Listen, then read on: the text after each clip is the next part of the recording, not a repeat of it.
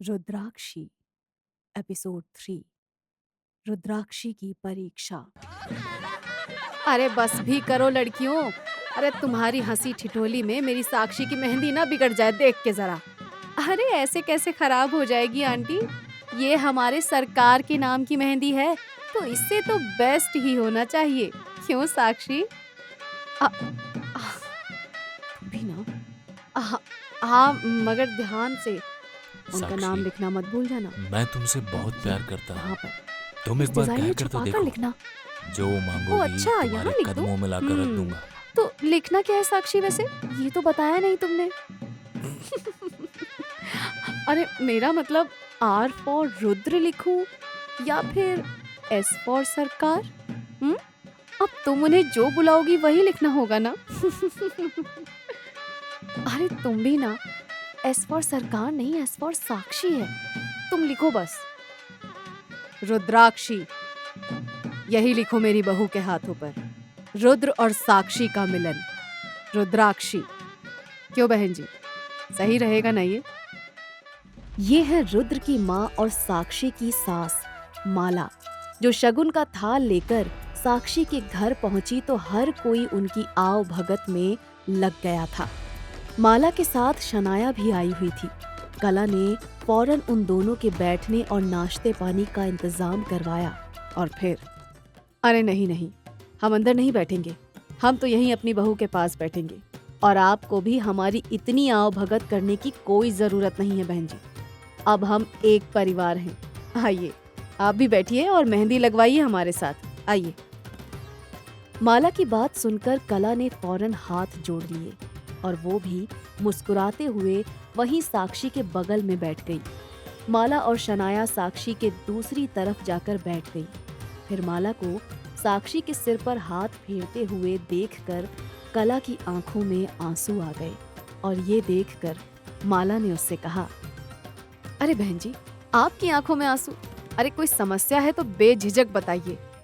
अरे नहीं नहीं, ये तो खुशी के आंसू हैं। इतनी खुशी की कि कभी कल्पना भी नहीं की थी हमने। हमेशा यही सोचकर डरती रहती थी कि क्या होगा जब मेरी साक्षी का दिल टूटेगा तो। और ऐसा एक बार हुआ भी, जब इसने सरकार को मंदिर में शनाया बिटिया के साथ शिव आरती करते हुए देखा। लेकिन शिव शंकर की लीला देखिए, आज वो होने जा रहा है जिसकी कल्पना करने से भी डर लगता था हमें। बस अब तो यही प्रार्थना है भोलेनाथ से कि अखंड सुहाग को अपने माथे पर सजाए। मेरी साक्षी हमेशा ऐसे ही मुस्कुराती रहे। बस बस बस समधन जी, यही मेरी आखिरी इच्छा है। माँ, ऐसा क्यों बोल रही हो? अगर आप ऐसा बोलेंगी तो मैं आपको छोड़कर कहीं नहीं जाऊंगी। अरे चल पगली, अरे जिसे हर पल शिव जी से मांगती रही, अब वो खुद बारात लेकर आ रहा है तुझे लेने। अपने सौभाग्य को छोड़कर यहाँ क्या करेगी तू?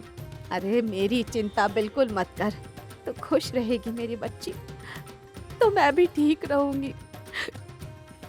चलो अब मेहंदी वेंदी लगाओ। ये कहकर कला ने साक्षी को गले से लगा लिया। अब साक्षी को अपनी माँ और अपने घर को छोड़कर जाना था। वैसे तो भगवान शिव के मंदिर में पहले ही रुद्र के हाथों साक्षी की मांग भर चुकी थी, लेकिन रुद्र बनारस शहर का सरकार था। उसकी शादी में शामिल होने और नए जोड़े को अपना आशीर्वाद देने का हक पूरे शहर को था। इसीलिए अब शादी की सारी रस्में पूरे विधि विधान के साथ निभाई जा रही थी। एक तरफ हाथों पर रुद्र के नाम की मेहंदी लगाए साक्षी तैयार बैठी थी, तो वहीं दूसरी तरफ रुद्र बेचैनी से अपने कमरे में टहल रहा था। नहीं, सब बेकार है। कुछ और डिजाइन मंगवाओ। अब तुम एक काम करो, डिजाइनर को बोलो कि मेरी और साक्षी की कॉस्ट्यूम सेम कलर और सेम डिजाइन की रखे। हाँ, और हाँ, मुझे दिखाए बिना कुछ भी फाइनल मत करना, समझे? ओके भैया। बट भैया, ये तीसरी बार कपड़े भेजे हैं डिजाइनर ने। मुझे नहीं लगता कि अब उसके पास और डिजाइन होंगे। आप एक काम करो ना, भाभी से ही पूछ लो कि उन्हें कौन सा कलर पसंद है। हाँ, आइडिया तो अच्छा है। तू जा, मैं साक्षी से पूछ के बताता हूँ। हाँ, पर जल्दी बताना, भाभी के साथ रोमांस करने के लिए आगे बहुत टाइम मिलेगा आपको। ऋषभ के बच्चे, रुक जा, अभी बताता हूँ तुझे। ये कहकर रुद्र ने अपने चचेरे भाई ऋषभ की तरफ पास ही रखा अखबार फेंका, पर ऋषभ उससे बच गया और हंसते हुए वहां से चला गया। रुद्र भी मुस्कुराते हुए पलटा और उसने अपना मोबाइल उठाया।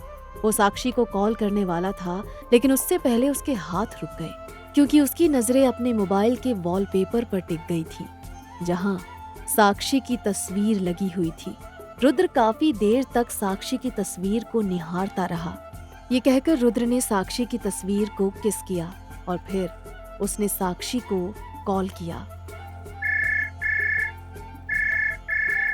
हेलो, अरे सरकार जी, हाँ, प्रणाम प्रणाम। अरे वो साक्षी तो मेहंदी लगवाने बैठी है। प्रणाम मम्मी जी। और सुनिए, अब मैं आपके लिए सरकार नहीं हूँ, बस रुद्र हूँ, जो आपका बेटा है, ठीक है ना? हाँ जी, धन्य भाग मेरे जो आपके मुंह से ये सुन रही हूँ। अच्छा रुकिए, मैं साक्षी के कान में फोन लगा रही हूँ, आप बात कर लीजिए। साक्षी, सरकार, मेरा मतलब रुद्र जी का फोन है, ले बात कर ले। अपनी माँ की बात सुनकर साक्षी घबरा सी गई, क्योंकि भले ही वो अब रुद्र की पत्नी थी, लेकिन रुद्र से बेझिझक बात करने की हिम्मत अब भी उसमें नहीं आई थी। और अभी तो वो अपनी सहेलियों और मोहल्ले की औरतों के बीच बैठी हुई थी। और तो और रुद्र की माँ माला भी सामने ही बैठी थी, लेकिन फिर भी उसने हिम्मत जुटाकर फोन पर कहा, हेलो जी, प्रणाम। प्रणाम। अच्छा, तुम जिंदगी भर ऐसे ही बात करने वाली हो क्या मुझसे? नहीं तो, मेरा मतलब जैसा कि आप कहें। तो जैसा मैं कहूँगा वैसा करोगी तुम, पक्का? जी हाँ, जैसा आप कहें। तो फिर ठीक है, फिलहाल के लिए अपना फेवरेट कलर बताओ, बाकी तुमसे और क्या करवाना है ये मैं बाद में बताऊंगा। कलर? पर किस लिए? अरे शादी और रिसेप्शन के फंक्शंस के लिए तुम्हारी और मेरी ड्रेसेस डिजाइन करवानी, बट कलर थीम को लेकर कंफ्यूज हूँ, तो मैंने सोचा कि तुमसे ही पूछ लेता हूँ। और इसके अलावा डेकोरेशन वगैरह को लेकर भी तुम अपनी चॉइस बता दो, तुम जैसा चाहोगी बिल्कुल वैसे ही होगी हमारी शादी। अगर ऐसा है तो मैं चाहती हूँ कि हमारी शादी बिल्कुल सिंपल तरीके से हो, उसी शिव मंदिर में हो जहाँ मैंने आपको पहली बार देखा था, और बनारस शहर हमारी शादी में हमारा परिवार बनकर आए, मेहमान बनकर नहीं। हमारी शादी बिल्कुल वैसे ही हो जैसे शिवजी माता पार्वती को ब्याह कर लाए थे।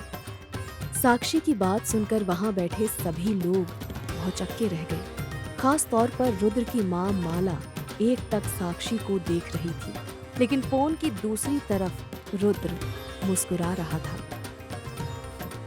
जैसा सोचा और चाहा था वैसा ही पाया तुम। अब समझ आया कि क्यों शिव जी ने तुम्हें मेरे लिए चुना। तुम्हें पता है, शादी की ये सब भारी भरकम तैयारियां, इन सब से मुझे भी बहुत बेचैनी हो रही थी। समझ ही नहीं आ रहा था कि आखिर क्या चाहता हूँ, लेकिन तुमने मुझे सब समझा दिया कि सब कुछ कैसे करना है। थैंक यू मुझे मुझसे बेहतर समझने के लिए। फिलहाल फ़ोन रखता हूँ, जल्दी मिलेंगे। जी, अपना ख्याल रखिएगा। वो तो तुम्हें ही रखना होगा यहाँ आकर।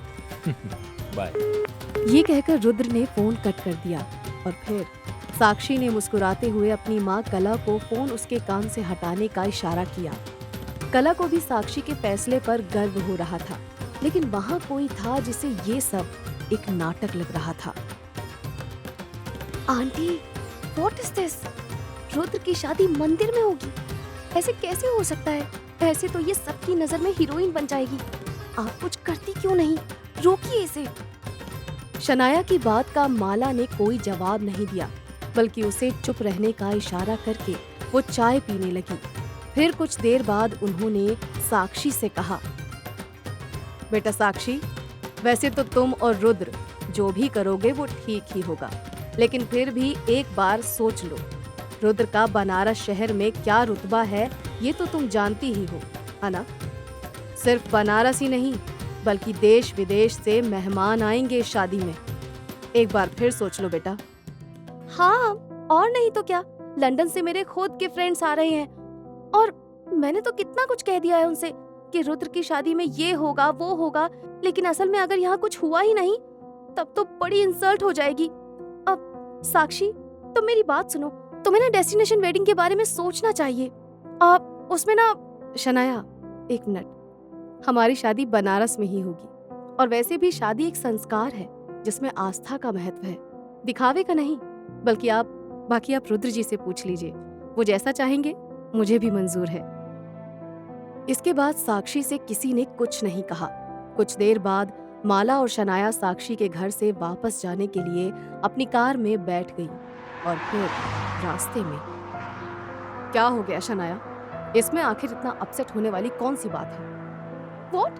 आप क्या बोल रही हैं? आप जानती भी हैं इस वक्त मुझ पर क्या गुजर रही है? ये जानती हैं आप? पहले रुद्र ने मुझे छोड़कर उस लो क्लास साक्षी को चुन लिया। तब मैं सिर्फ आपके कहने पर चुप रही, उल्टा खुद जाकर साक्षी को ये बात बताई।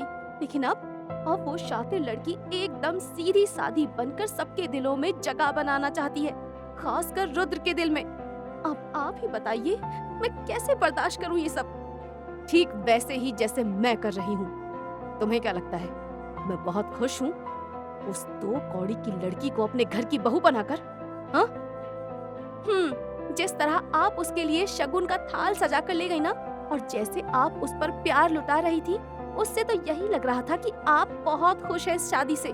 देखिए आंटी, अगर आपके पास कोई प्लान नहीं है साक्षी को रास्ते से हटाने का, तो अभी बता दीजिए, मैं खुद देख लूंगी कि आगे क्या करना है। क्या करोगी तुम सिवाय बेवकूफी के? थोड़ा पेशेंस रखो शनाया। अगर अभी हमने कुछ किया तो रुद्र हमारा दुश्मन बन जाएगा, और मैं ऐसा हरगिज नहीं होने दूंगी, समझी? तो फिर क्या आप रुद्र और साक्षी की शादी होने देंगी? बोलिए आंटी, फिर मेरा क्या होगा? क्या होगा, कैसे होगा, तुम्हें सब पता चल जाएगा। बट अभी नहीं। अभी मैं तुम्हें जैसा करने को कहती हूँ, बस चुपचाप वैसा करो तुम, समझी? इसके बाद माला शनाया को तब तक कुछ समझाती रही जब तक कि वो दोनों सरकार मेंशन नहीं पहुंच गए। सरकार मेंशन एक शानदार और बहुत बड़ी हवेली थी जहां रुद्र और उसका पूरा परिवार रहता था।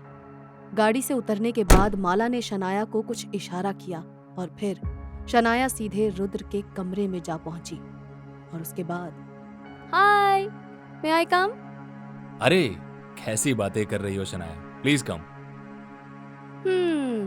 मुझे लगा तुम बिजी होंगे या फिर साक्षी से बात कर रहे होंगे, इसीलिए सोचा अंदर आने से पहले पूछ लूं। सही किया वैसे तो, लेकिन मैं अभी बिजी नहीं हूँ। बोलो क्या बात है? कुछ खास नहीं, मैंने सोचा शादी की तैयारियों में मैं तुम्हारी कुछ हेल्प कर दूं, जैसे कि तुम्हारे कपड़े सिलेक्ट करने में। ओके, तो चलो बताओ, कौन से फंक्शन पर क्या पहन रहे हो तुम दोनों? कुछ देर पहले तक यही सबसे बड़ी मिस्ट्री थी मेरे लिए, बट साक्षी ने सॉल्व कर दिया। उसने डिसाइड किया है कि शादी बहुत सिंपल तरीके से होगी, तो जाहिर सी बात है ड्रेसेस भी सिंपल ही होंगी हमारी। अच्छा है, बट रुद्र, तुम्हें नहीं लगता कि तुम्हें और बेटर ऑप्शन पर जाना चाहिए? क्या मतलब? अब मेरा मतलब है कि ये सब जो भी हो रहा है, तुम उससे बेटर डिजर्व करते हो, नहीं? ये कहकर शनाया ने अपनी ड्रेस के कुछ बटन खोल दिए, साथ ही अपना दुपट्टा उतार कर रुद्र के सामने जमीन पर फेंक दिया। फिलहाल शनाया के इरादे बिल्कुल भी ठीक नहीं लग रहे थे। वो बड़े ही अलग अंदाज में रुद्र की तरफ बढ़ रही थी। एक पल को तो रुद्र को समझ ही नहीं आया कि उसके साथ हो क्या रहा है। शनाया जो कि रुद्र की दोस्त है, वो ऐसा भी कुछ कर सकती है, रुद्र ने अपने सपने में भी नहीं सोचा था। आखिर अब क्या करेगा रुद्र? क्या वो शनाया की खूबसूरती के सामने भूल जाएगा साक्षी को? आखिर क्या चल रहा था शनाया के मन में, और क्यों रुद्र की माँ माला शनाया की मदद कर रही थी? ये सब जानने के लिए सुनते रहिए FM फोक टेल्स प्रेजेंट्स रुद्राक्षी।